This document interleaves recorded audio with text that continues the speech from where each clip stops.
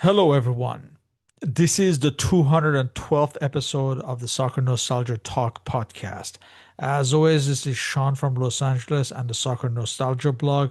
For this episode, I interview Belgian football fan Mr. Jean-Marc Richard as we discuss Anderlecht during the decade of the 1970s. Welcome back, Jean-Marc. Hello, Shan. Happy to see you again. Thank you.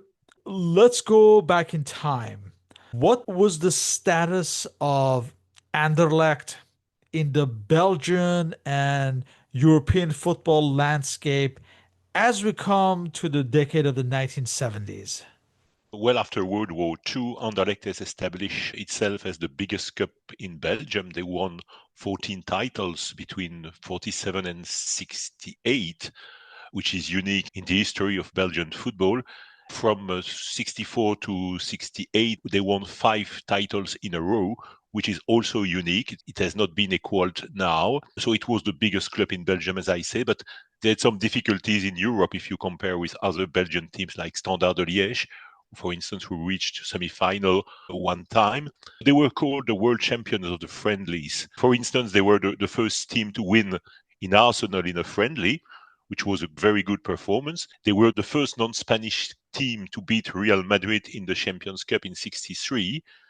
But after that, they were eliminated by Dundee, losing 1-4 at home. So they were not regular at home.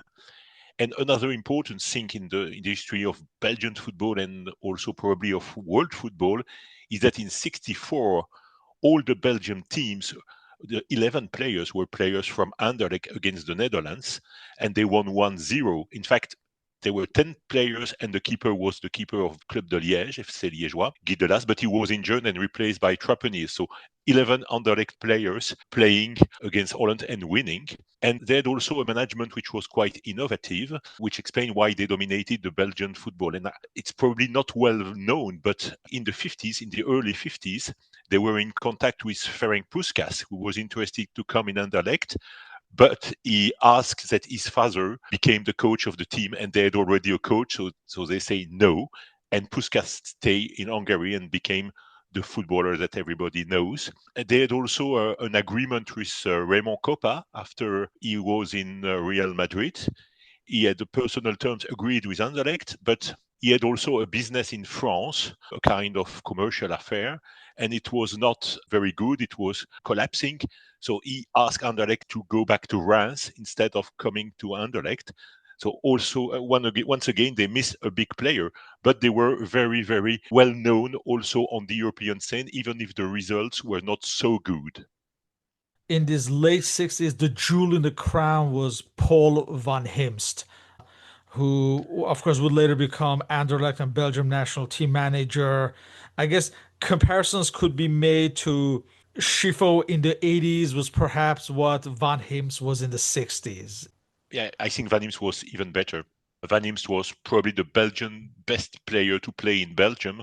I mean, you could compare him probably to Eden Hazard or to Kevin De Bruyne. He was very gifted. He was also the kind of leader of the group. He's still the recordman of the Belgian Golden Boot. Of course, you cannot compare with nowadays because best Belgian players play abroad. But Van Imst was very, very strong. It was the key element, key player of Anderlecht and of the Belgian national team together with Van Moer at that stage. But ironically, Van Imst would live in 75 and Anderlecht would win his first European Cup the year after. So he missed this period, but he was the key figures from the 60s and of the early 70s. It was in the beginning of this decade that Constant Vandenstock became the chairman of the club. Can you describe his trajectory and his importance to the club and his importance to Belgian football in general? Yes, it's a very well known in Belgium. He was born at the beginning of First World War in 1914. He played for Anderlecht and Union Saint-Gilloise. He was a left back, a normal player, I would say. And in parallel, he developed a family brewery, Bellevue, which became a very important firm in the 60s and in the 70s in Belgium. It has now been sold to AB InBev, a big multinational brewery company. After playing, he became for a while chairman of La Forestoise, which is a Brussels team playing at that time in the third division. Then he was a member of the Belgium selection committee. And during 10 years, he was also the manager of the Belgian national team. He was not the coach on the field. They were coach, but he selected the players during 10 years. Those periods, it was not absolutely fantastic. For Belgium national team, they missed all the great tournaments. He was the selection man for the match against Netherlands we have spoken about. So everybody says it's because it's at that time he was not yet in Anderlecht. That when Belgium beat Brazil 5-1 in a friendly, then he went to Bruges for 1 year as a sports director, something like that. And then the chairman of Anderlecht, Albert Rosens, approached him to become vice president. He came back to Anderlecht. He was vice president in 70 and became president in 71. He was chairman during 25 years. At that time, they won 10 titles, 7 cups, 5 European trophies, and he introduced professionalism in Belgium. At that time, it was no longer amateur, but it was semi-amateur, something like that. Players were working in the morning and training the afternoon. And thanks to his brewery, he could hire a few key players, which were not probably working a lot, but which were officially not professional. And he developed the stadium during the 70s and the 80s. Anderlecht was the first Belgian clubs to have business seats and so on. And he was a kind of visionaire. And he say when he came to Anderlecht, it has taken us 40 years to establish in Belgium. If necessary, we will take 40 years to win something in Europe. And in fact, it took only 20 years from 56, beginning of the European Cups, to 76. And for Van der Stok, it took only 6 years to win something on the European level. So he was quite influential. He was also very rich. So he could afford to hire foreign players. We'll speak about the Dutch players later. Of course, there were rumors at the time, and the end of his life and of his career was hammered by the bribery scandal of a referee against Nottingham Forest in 84. He lent something like 25,000 euros to a Spanish referee, and Anderlecht won 3-0 versus Nottingham, qualifying for the final against Tottenham. And, well, added an influence on the game, difficult to say, but Nottingham Forest supporters are still convinced that there was something. And in fact, I mean, the decisions were certainly not against Anderlecht. And of course, you cannot do that. So it was the end of his career, and his image was not so good after that episode. As this decade begins, 1970, the team is still managed by the Frenchman Pierre Sinibaldi. What can you say about his impact on the club? In fact, in 70, he was backed after a glorious period. He was coach from 60 to 66. He won 4 titles, 1 cup, and he gave a very technical image to Anderlecht. If you could compare it with someone from today, it would be a kind of Guardiola.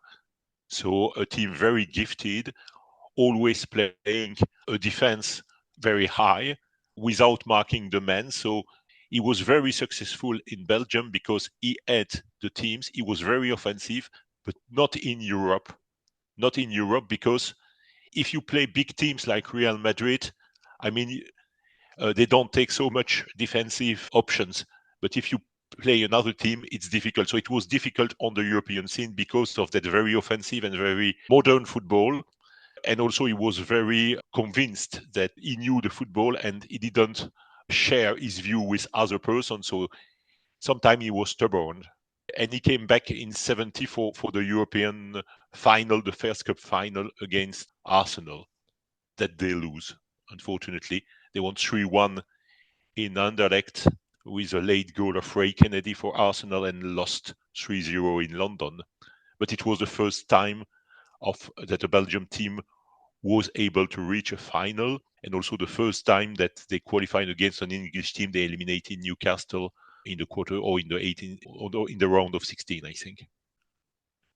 So we already mentioned Van Himst. What was the backbone of the team as this decade starts? Well, you had a lot of Belgium international players at the time. You had Trapeniers, Eilens, Cornelins, Anon, Jurion, Plasky, Puyss, De Vriend, of course Van Imst, as you say, Kialunda, which was a Congo-born player, and two Dutch players which were very strong also, Jan Mulder and Gerard Bergholz. But it was a turning point at the beginning of the 70s. Anon and Jurion left in 70, Trapenier, Spuyss, and Cornelis the year after. So it means that in 72, for instance, you had only 6 players remaining from the title in 68. So it means in 4 years you lost probably something like 10 important players. For the 1970-71 season, Anderlecht finished third.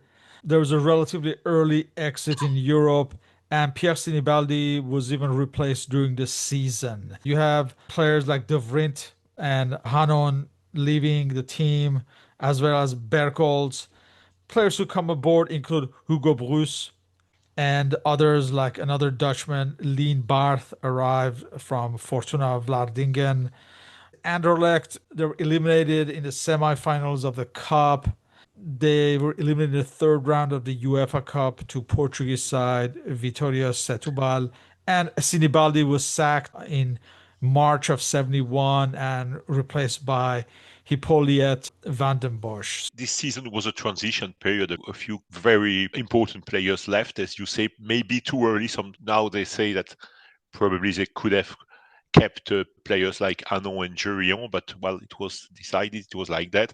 And you must also remind that it was a great period for Standard de Liège at that time, which won 3 titles in a row, probably the best team of Standard in the history. So being third, well, okay, it's not what was common for Anderlecht, but it can be explained. Problem was more the City Fair Cups exit, because you reached the final the year before, as we said. You beat Sarajevo not in a convincing way. You beat Copenhagen, which is not a great team, and you are eliminated by Victoria Setúbal after extra time, which is not a great team. So for Anderlecht, European scene was becoming more and more important. So it's probably why Sinibaldi, which were old-fashioned in comparison with the 60s, was replaced by Van den Bosch. Van den Bosch was a faithful coach of the youth team. He made a few interims in Anderlecht, but it was not a coach able to manage a first team during a long period. So it was a transition year, and Anderlecht was changing and will change also in the years after. For the following season, 1971-72 season, Anderlecht wins the league and cup double with a new manager, the German Georg Kessler. And we have the arrivals of legends like Robbie Rensenbrink and Jean Dux, as well as Jan Rutter, a Dutch goalkeeper from Volendam. Rob Rensenbrink actually comes from Club Brugge, and Jan Verheyen arriving from Beerschot. But there's a lot of departures, the likes of Puis, Maurice Martens, Cornelis, Trapeniers, and the Swedish player Thomas Nordahl also leaves the club. But Anderlecht wins the league title. They win the cup final against Standard Liège. The significant arrival was that of Rensenbrink. Now, was it self-evident that he would be one of the heroes of this decade? Was it noticeable from the beginning? He was already a very good player. That he was able to reach the level he would reach in Anderlecht was probably not so evident. He started in Amsterdam in a small club called DWS Amsterdam, and his club refused to sell him to the big clubs like Ajax or Feyenoord. And he went to Bruges, where Van den Stock saw that he was an exceptional player.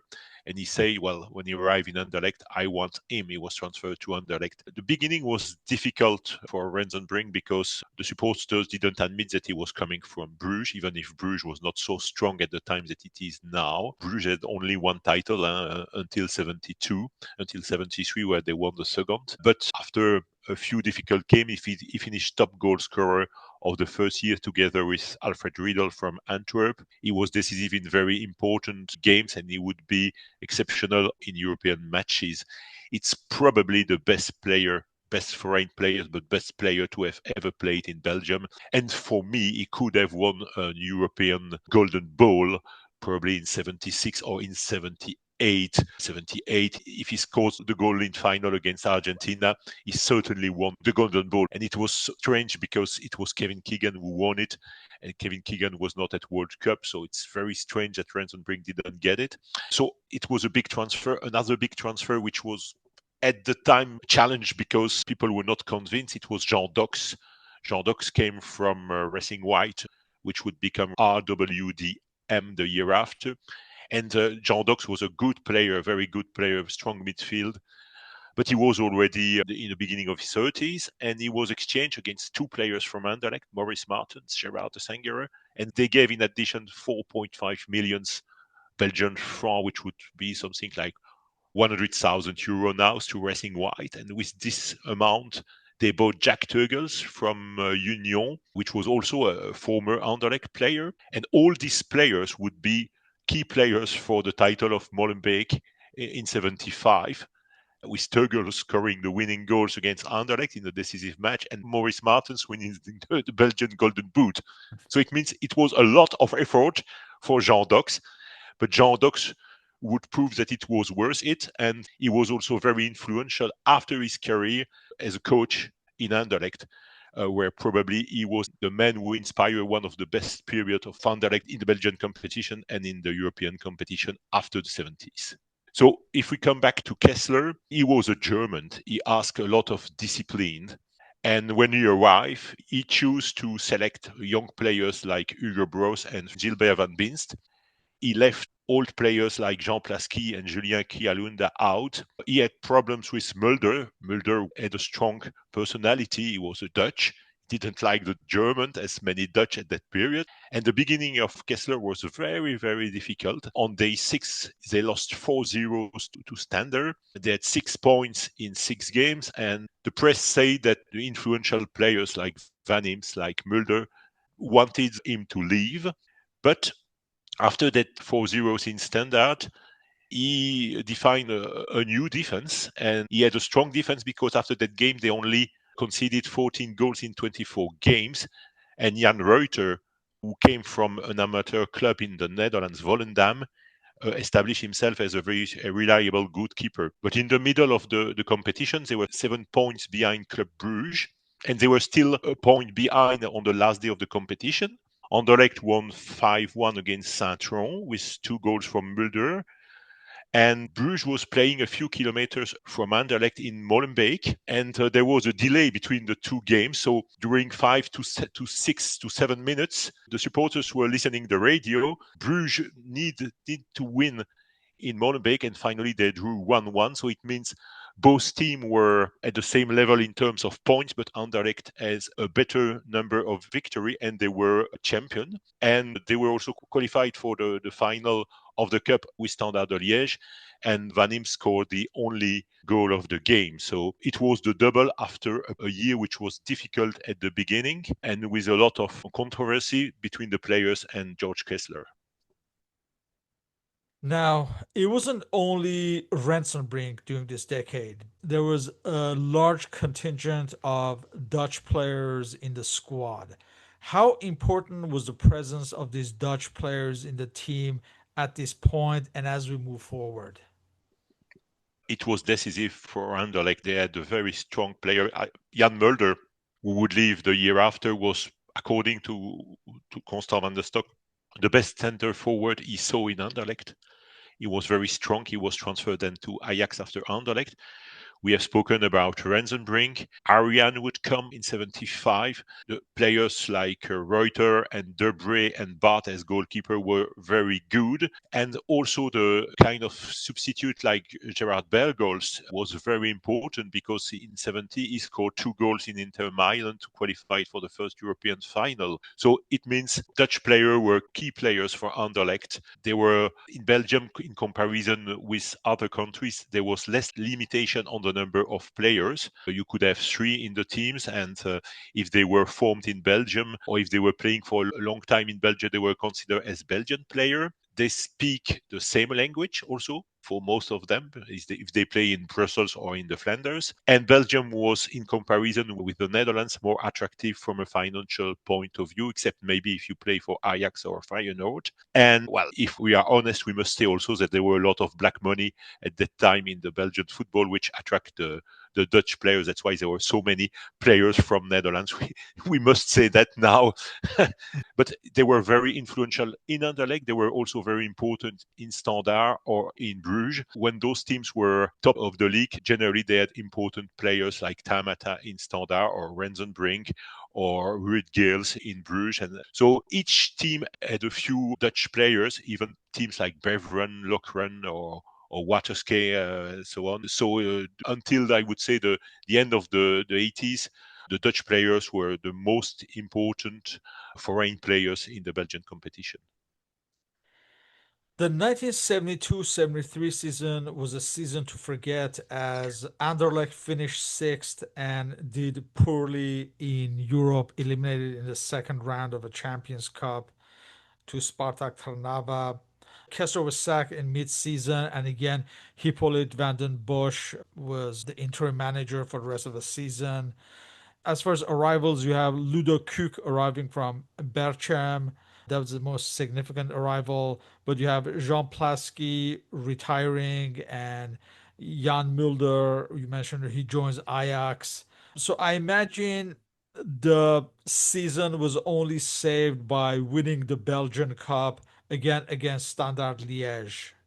Yeah, absolutely. It was a very difficult year. After having sold Mulder to Ajax, they were lacking a goal getter. Cook, as you said, came from Berkham, and according to Van den Stock, it would be the new Van Imst. In fact, Cook was a good player, but he had a lot of injuries, so he was important in Anderlecht, but it was not to compare with Van Imst. And yeah, the cup was the only way to reach the Europe, because without the cup victory, you would have missed European football for the first time since 56, I think. And it was even in the cup, it was very difficult. They only won 2-1 in the quarterfinal against Beringen. They won 1-0 after extra time in Liège. And just before the final, they transferred a Hungarian striker called Attila Ladinsky. He came in from Feyenoord. At the time, you could transfer player anytime in the year. And the final against Standard was also the last match of George Islands.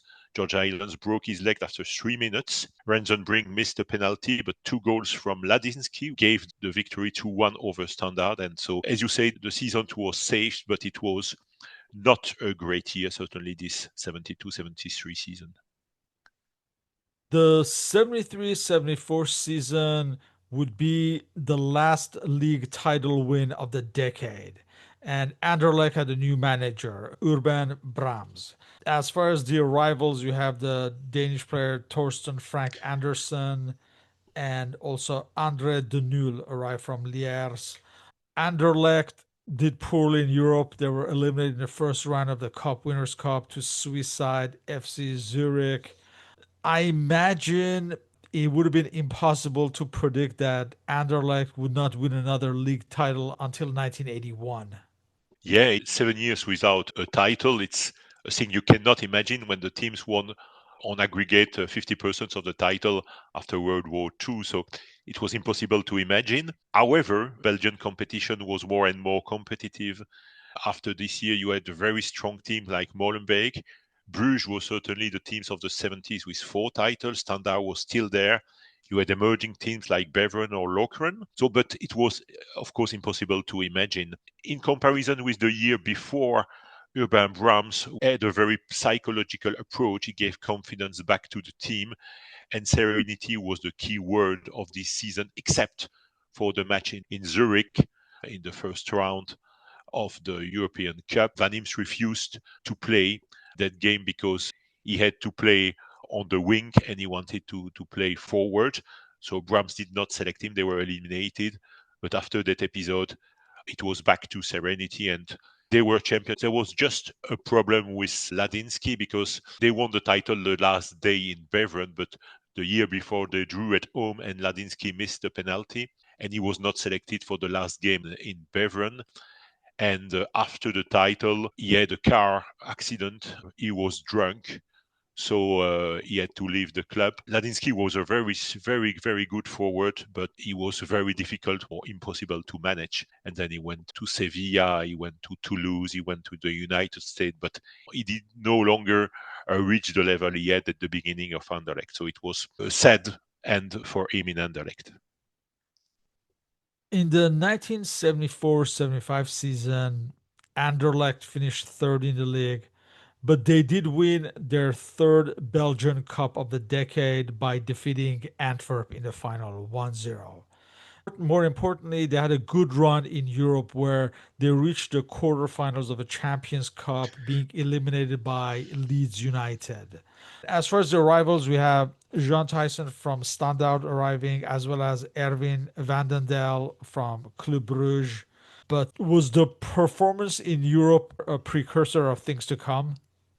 Difficult to say because it was a good performance, but not exceptional. In the first round, they eliminated Slovan Bratislava from Czechoslovakia. They were eliminated on the buzzer thanks to a Jean Thyssen goal. So it was a good thing for Jean Thyssen because he was coming, as you said, from Standard. So he was quickly adopted by the fans thanks to this goal. They had a very strong performance at home against Olympiacos. 5-1 they won, but they were frightened in the away leg. They lost 3-0 in Patras because the field of Olympiacos was suspended.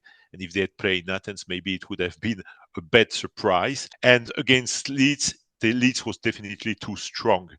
And in that game, Jan Reuter did a few mistakes, so it means everything was over after the first leg 3-0. And as we said before, it was the year that Molenbeek won the title. I mean, Molenbeek did a very good championship this year. There were 38 games in Belgium. There were 20 teams. It was the first year of the professional league in Belgium, and they lost only one game out of 38. Anderlecht was third, but the same point as Antwerp that they would meet in the cup final. And again, for this cup final, they transferred a player just before the final. It was Ariane. Ariane was playing for Ajax, but he was no longer playing because he has problems with the trainer and with the management of the club. But he was overweighted, he was fat. He made a good performance in the final. The final was a very poor quality final against the Antwerp of Gitteis. Anderlecht won 1-0 thanks to a goal of Dunhill, and it was the last game of Paul Van Imst. He was the skipper, and he won his last cup for Anderlecht, and he was far from thinking that Anderlecht would do the same in the same stadium with a European Cup 12 months after. The 1975-76 season marked the start of the reign of Club Brugge title, with the Austrian manager Ernst Happel in charge, with Anderlecht always finishing just behind. Now, Anderlecht had a new manager, Hans Kroon, a Dutchman. They did win the Belgian Cup again, defeating Liège 4-0 in the final. But most importantly, Anderlecht won its first trophy in Europe, the Cup Winners' Cup, in the final, defeating English side West Ham United 4-2. This is the season we have the rivals of Ari Hahn from Ajax, Peter Ressel, another Dutch midfielder, arrived from Feyenoord. Frank Verkautern moves up from the youth side. As far as the players leaving, we have the new joining Union Saint-Gilloise, the Hungarian Attila Ladinsky, he joins Betis Sevilla in Spain. Van Hims joins RWD Molenbeek, and Jan Verheyen also joins Union Saint-Gilloise. So, how critical was this first European trophy with Rensenbrink at his height, along with the arrival of Arihan? Well, Rensenbrink was, we'll speak after the European Cup. He was absolutely decisive in the last round of the Cup. For Ariane, it was a little more difficult. As I said, he was fat, overweighted, and he needs a few games, a few months to find the pace. If we come back to the Belgian competition, there were a poor start of the season. Probably in November, they play in Bruges, and it was the turning point of the competition. They were 0-2 ahead, and Francois van der Elst was injured. Bet foul from Jeff Volders, which was a former Anderlecht player.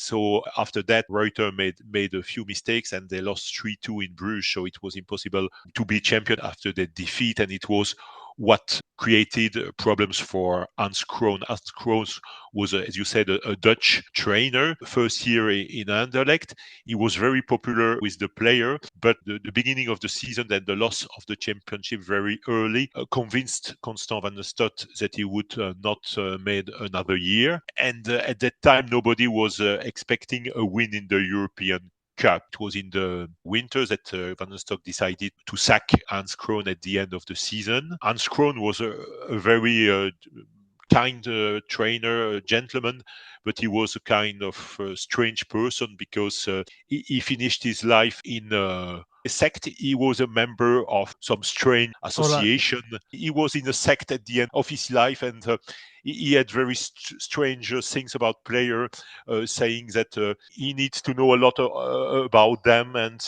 not very good from a tactical point of view. And if we come back to Europe, we must say that the run and the terms of the opponents were not so strong. They were quite lucky. They eliminated Rapid Bucharest.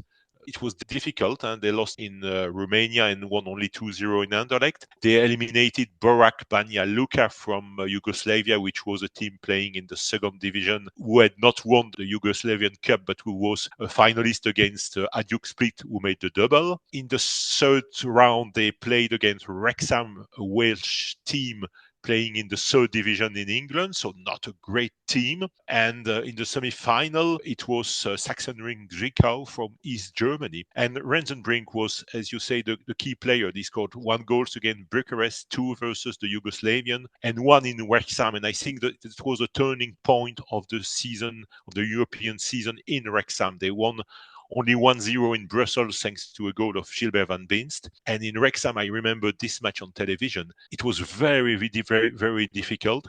Wrexham was 1-0 ahead, and Rensenbrink scored a fantastic goal to avoid an elimination. Against Zwickau, it was easier, even if East German football was strong at the time and Belgian players knew East Germany because East Germany had beaten them a few months before in Brussels 1-2. But in Zwickau, François van der Elst scored 2 goals, Rensenbrink another one.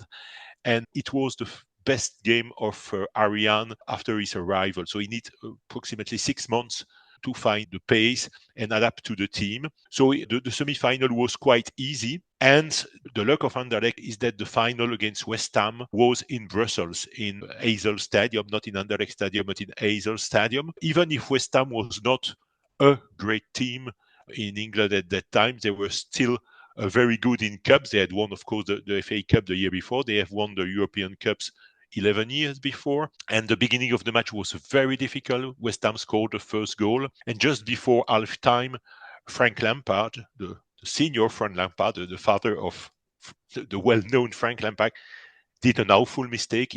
He lost the ball to Russell, who gave it to Rensenbrink. It was 1-1. They leveled just before the game. We must say also that Anderlecht was not very lucky in terms of injury. Van den Daal missed the final. And after 30 minutes, something like that, Ludo Cook was injured and Verco Torrent was introduced. It was his first appearance at a high level on the European scene. Just after the halftime, Van der Elst scored 2-1. Then West Ham equalized. And in the last 20 minutes, it was Rensenbrink's show. He got a penalty, which was, well, maybe not so obvious. He scored it. And even if West Ham tried to come back, Anderlecht scored a 4th goal thanks to Van der Elst. So it was the first time a Belgian club won a cup final in Brussels. So it was absolutely fantastic. And what was also very fantastic, not a lot of people speak about that, but it was the Super Cup in August against Bayern. They lost 2-1 in Munich with a goal of Ariane. And in the return in Brussels, in the return leg, it was probably one of the best match of the club. They won 4-1. Rensenbrink was absolutely exceptional. He scored 2 goals and scored a 3rd goal. And Anderlecht won 4-1. And it was kind of revenge for Anne and Rensenbrink, who lost the World Cup final 2 years before in Munich against the backbone of the German team with players like Müller, like Meyer, like Beckenbauer, and so on. And I haven't seen Rensenbrink playing better than that night in Brussels, where they trash Bayern 4-1. So two titles, and they also won the cup. So it was a good run for Hans Krohn, but Van Nostock has decided a few months before that he would be sacked. The 1976-77 season could have been a dream season, but Anderlecht, with the new manager, Raymond Goethals, ended up finishing second in the league, second in the cup. Club Brugge defeated them in the final 4-3. And they also won the league title as well. And also, Anderlecht finished runners up in the Cup Winners' Cup final. So, finished him second in everything. They lost to SV Hamburg in the final. Nevertheless, was a second successive European Cup final significant in the growing stature of the club? Yeah, certainly. If you look at the history of the European Cup Winners' Cup, nobody has won it twice in a row. So it means it was a difficult cup, even if sometimes your run, like Anderlecht in 76, was not so difficult. But in 77, it was more difficult. Huh? The second round, they eliminated Galatasaray 10-2, which is quite important. It was difficult against Southampton, who had won the FA Cup, but Southampton had players like Mike Channon and Peter Osgood. So even if they were in second division, it was a good team. They Anderlecht qualified 3-2 on aggregate. They beat Napoli in the semi-final 2-1 on aggregate. And the final against Hamburg, they missed the match. Hamburg deserves victory. But in the first half, Docks hit the post. It could have been different. Hamburg scored two late goals, a penalty which was not obvious. And it gives a lot of regrets, this final, and also the season of Anderlecht, because it was a typical season of Anderlecht in the 17th. The start of the season was not good. 3 draws. They lost 6 games away. There was a lack of motivation, especially for the big players like Rensenbrink. Rensenbrink was outstanding when the match was important, but when he had to play in the winter in the Flanders or in the Limburg, he was not motivated. And they finished 5 points behind Bruges, which was more regular. And the cup final, as you say, it was probably the best cup final in Belgium history, but it's unbelievable that Anderlecht missed it. They were 2-0 ahead, 3-1 ahead, and they lost finally 3-4 with English striker Roger Davis scoring 2 goals, I think, for Bruges. And after that game, Raymond Goethals, which was very nervous because he was second in each competition this year, decided that he had to change the goalkeeper and that he needed a stronger, physically stronger keeper. And it would be Nico Debré who would join from Molenbeek and exchanging with Jan Reuter. So it could have been an historical season, and in fact, it was a season of a lot of disappointments. The arrival of the English striker Duncan McKenzie from Leeds was a complete fiasco, and he Yeah, left shortly after a couple of months, joined Everton. it was typical of Anderlecht in the 70s. They attract big names. Mackenzie was one. There would be a Paraguayan striker, Enrique Villalba, exactly the same in, I think it's 79, something like that. The backbone of the team was strong, but their were not maybe the best you could find in comparison with Bruges, for instance. For the 1977-78 season, we have the arrival of the Dutch goalkeeper Nico de Brie from RWD Molenbeek, as you mentioned. Also, Johnny Dusbaba, Dutch midfielder, arrived from Ajax. And also, Danish striker Benny Nielsen arrived also from RWB Molenbeek. But you have the departures of Jan Reuter, the Dutch goalkeeper, who was exchanged with Nico de Brie. He went to Molenbeek. And others like Van den Daal joined French side Stade Reims. And later in the season, Peter Ressel would also leave Anderlecht. This season, Anderlecht once again finished behind Club Brugge in the league, but they did win the Cup Winners' Cup again, the second in 3 seasons, this time defeating FK Austria Vienna in the final in Paris 4-0. So this was a third straight Cup Winners' Cup final and second victory. Was this the zenith of Anderlecht in this decade? Yes, I think. As an Anderlecht supporter, I think at that time they were the best team in Europe in terms of cup. Maybe not on the on the championship level. If you come back to the Belgian competition, they finish again 1 point behind Bruges. But you cannot imagine how frustrating it was because they won the top match against Bruges 6-1 in Brussels. So you say this year is probably the good one, but they lost twice to Birmingham, which was a very small team. They lost at home against La Louvière, which is not a great team, and they drew against Boom, which is probably one of the worst teams that ever played in the Belgium league. And you finish 1 point behind Bruges, so it's very frustrating. In Europe, it was a very strong run because the opponents were quite good. First round against Lokomotiv Sofia, it was easy. It was 8-1. Second round, they beat Hamburg. It was the revenge of the final of the year before. They won 1-2 in Hamburg. Hamburg has transferred Kevin Keegan from Liverpool at the time. Cook scored the first goal, and at the end of the game, a 45-meter solo of Rensenbrink gave the victory to Anderlecht. The return leg in Anderlecht was 1-1 thanks to a goal of Van der Elst and one goal of Kevin Keegan. In quarter-final, they eliminated Porto. Porto had eliminated Manchester United before. They lost 1-0 in Portugal, but 3-0 in Brussels. It was a strong game with Rensenbrink, Nielsen, and Van der Elst scoring. It was more easy in the semi-final against Twente, 1-0 in the Netherlands and 2-0 in Brussels. And the final of in Paris against Austria Vienna, it was a dream match. Now you could say Austria Vienna was not strong. Well, Austria Vienna was the backbone of Austria team, which was quite good in the 78 World Cup in Argentina. And in addition, they had very strong foreign players like Morales, a Uruguayan player which was semi-finalist in Mexico 70. But there was only one team in the Parc des Princes. Rensenbrink scored 2 goals, and the right back, Gilbert Van Been, scored another 2 goals. So the best final, certainly the easiest final of Anderlecht, and one of the most impressive performance of the team. And they were also very performant in the Super Cup final against Liverpool. They won 3-1 in Brussels with the usual suspects Van der Elst, Rensenbrink scoring and Vercouteren too, and they lost 2-1 in Liverpool with a goal of Van der Elst. So that's why I say that probably they were the best team in Europe in terms of cups.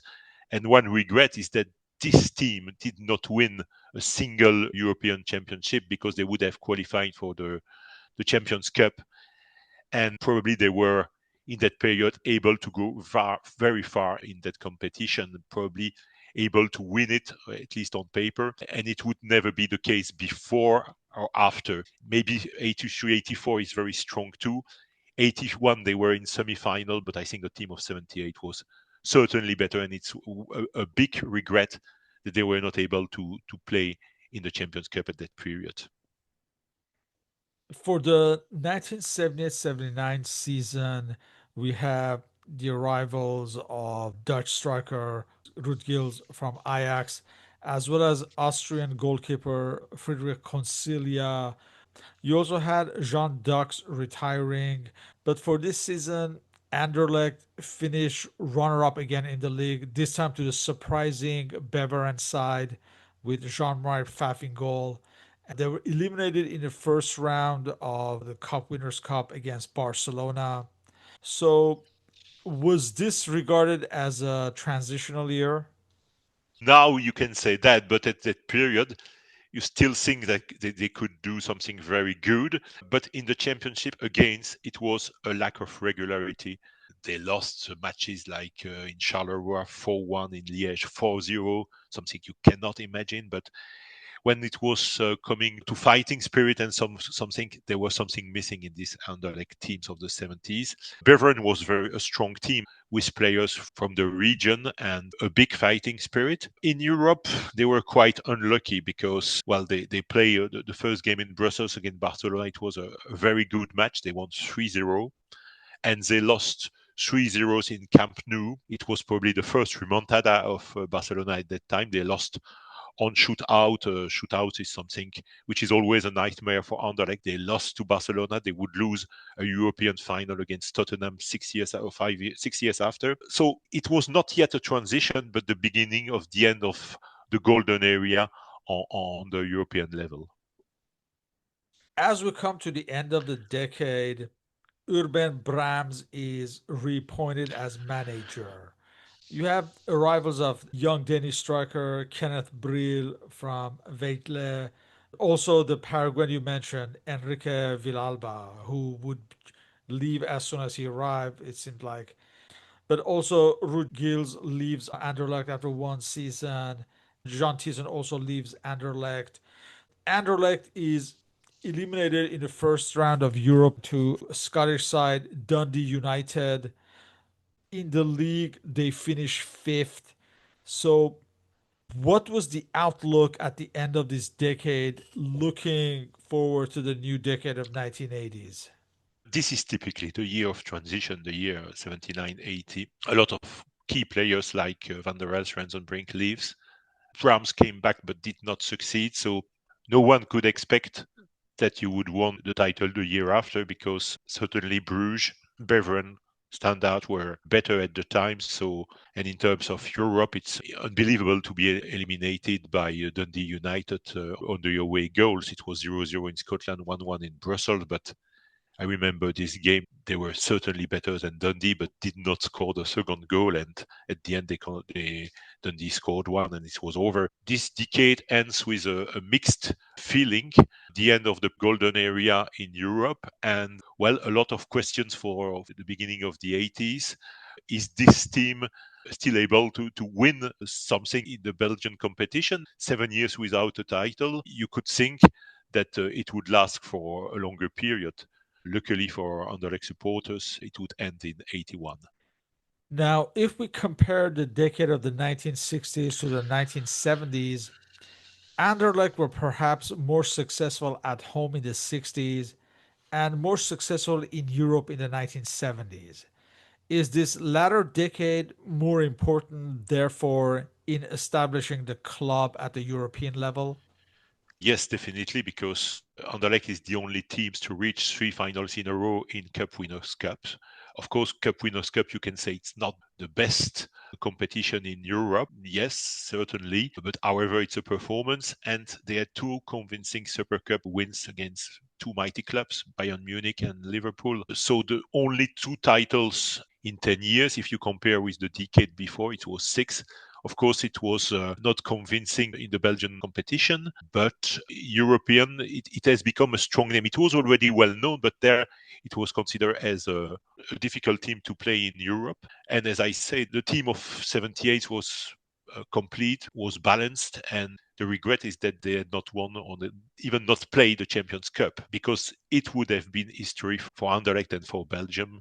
As Bruges was able to reach the final in 78, I think Anderlecht had players who could make the difference. Bruges was a very strong team with a very good spirit, but Anderlecht has exceptional player like Van der Elst and certainly Rensenbrink, who could have made the difference in the final. Anderlecht went through many managers in this decade. Was that perhaps a reason why, at least domestically, there was not a dominance? It's possible, yeah, it's possible. Van den Stock wanted to do something in Europe. He likes artists, but also wanted to win. He said, "You cannot be happy with the second place in Anderlecht." And probably during that period, he did not find the manager he needed, the manager which would stay for 4 years. Sometimes it was a hard manager like George Glessler. Sometimes it was not hard enough, like Brahms or Krohn, and someone too nervous, like Raymond Goethals.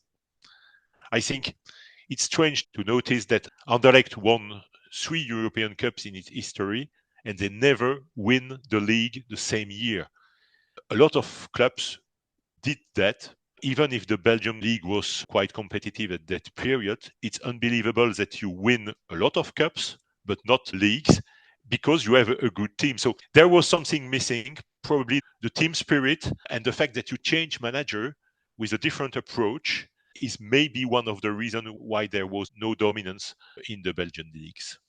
So did Anderlecht get a reputation in the 1970s as a cup team just because they won so many Belgian cups and the two cup winners cups? Yes, yes, yes, yes. And it's strange because after the 70s, it would be very, very difficult for Anderlecht to win the Belgian Cup. So 70 is a period where you win a lot of Belgian Cups. Before it was difficult, and after it would be very, very difficult. And now it has been since 2008 that they haven't won a single Belgian Cup. So it's something we cannot explain, probably because you don't have this kind of player who could, on a match, make a big difference. And getting back again to the importance of the Dutch players, is this Anderlecht of the 70s also remembered with the presence of the emblematic Dutch players like Rensenbrink, like Hahn, and so many others? This is around the time when Dutch football was in vogue in world football. Yes, of course. You cannot say that it would have been the same without Ransenbrink and Ahn. I mean, for young people, if I speak to my son, I must explain him that having Ransenbrink in Anderlecht is comparable to having someone like Cristiano Ronaldo or Messi in Anderlecht, which is absolutely unbelievable nowadays. And Ariane, of course, yeah, you think Ariane was maybe not so strong, but he was finalist in 74, 78. He played in mighty Ajax of the 70s. So it was also one of the 10 or 20 best player of Europe at the time. So, I mean, football has changed in Belgium. It's impossible to attract such big players. Even in the 80s, it would be more and more difficult because there would be the end of the black money. But yeah, without these fantastic Dutch players, certainly the Belgian football would have not been the same, and certainly not Anderlecht. In closing, what is the legacy of this Anderlecht side of the 1970s in the greater history of Belgian football? Well, it's the first team to win European trophies, and there would only be Mechelen, Manin that would do it in 88. So even if there is a strong opposition with Bruges and Standard, I think at the time people in Belgium were happy that clubs like Anderlecht won European Cups. They were happy that clubs like Bruges did reach final. They were happy that Standard played also good matches in Europe. They also reached a final in 82 in Barcelona where they were probably robbed by the referee. So, of course, it's Anderlecht victory, but it was also Belgian football victory, those European Cups. So even if nowadays the rivalry is more and more important and that maybe Anderlecht supporters did not like to do something good in Europe, at the time there was a strong feeling for Belgian football from all supporters because Belgium was not able to do something very good on the in the European Cups before Anderlecht, and now it's only a dream to probably to have something good in Europe with the level of the Belgian football. So it will be remembered for years as the first team to win these trophies. With that, I would like to thank you for your participation in this interview. All our respective contact information is listed on the blog and podcast uploads. So, Jean Marc, thank you once again and hope to continue these discussions on football history. When you want, it's always a pleasure. Thank you. Thank you.